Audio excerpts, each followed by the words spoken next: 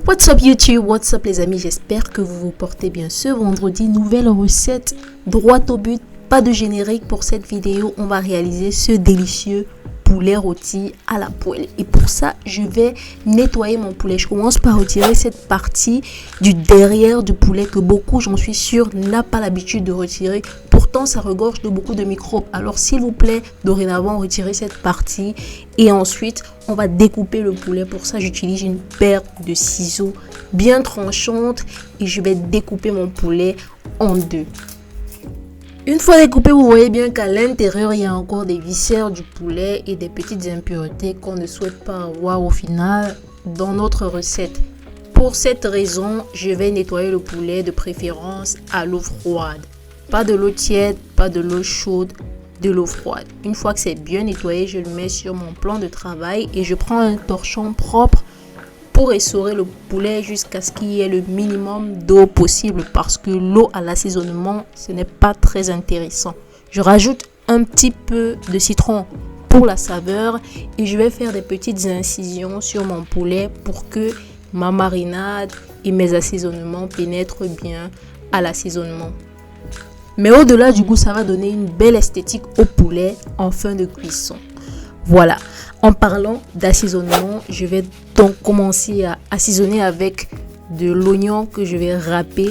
Je râpe également du gingembre et de l'ail. Ensuite, je vais rajouter successivement mes épices habituelles. Pour cela, j'ai préparé mon bouillon de poulet, ma poudre de paprika, ma poudre de curcuma, ma poudre de poivre blanc et mes épices secrets. Je rajoute aussi un petit peu de sel pour le goût. Une fois que tout ça est disposé, je vais badigeonner le poulet en prenant le soin vraiment que les épices soient en contact avec les moindres parties de mon poulet. Je vais bien positionner tout ça et voilà, je suis prête à faire passer mon poulet à la poêle. Je dispose ma poêle sur le plan de chauffage, de préférence à feu doux. Je rajoute un petit peu d'huile, j'attends que ça chauffe légèrement et je peux disposer mon poulet. On va essayer de faire cuire ça pendant environ 10 à 15 minutes.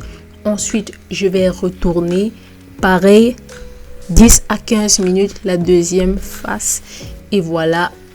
En attendant, je vais commencer à préparer mon autre marinade avec laquelle je vais badigeonner mon poulet au fur et à mesure. Pour ça, je prends les restes d'ail, de gingembre et d'oignon que j'ai utilisé tout à l'heure.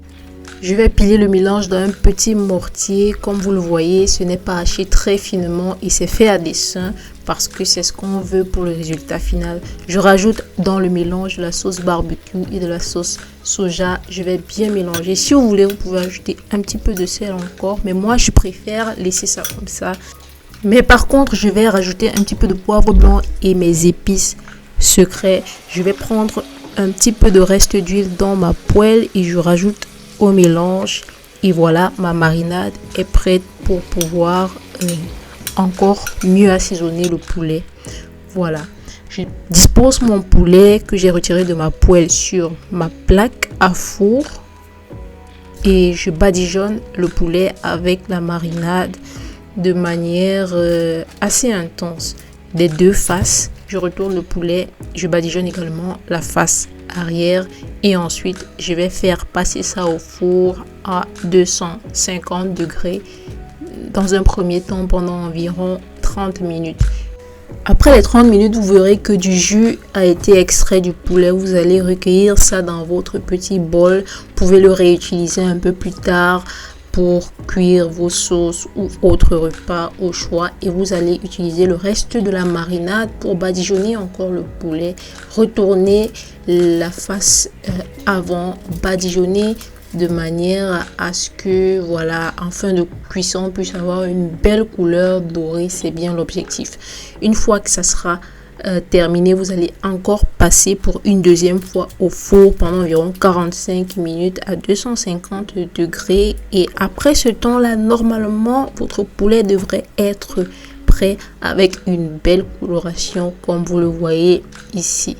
Voilà, votre poulet cuit au four est terminé. Merci d'avoir regardé cette vidéo. La semaine prochaine, on va faire un concept différent. Alors je vous invite à vous abonner pour ne rien rater et je vous proposerai un challenge, comment réaliser vos courses pour la semaine avec seulement un budget de 20 €. Et oui, donc je vous donne rendez-vous très prochainement. D'ici là, prenez soin de vous et à très bientôt.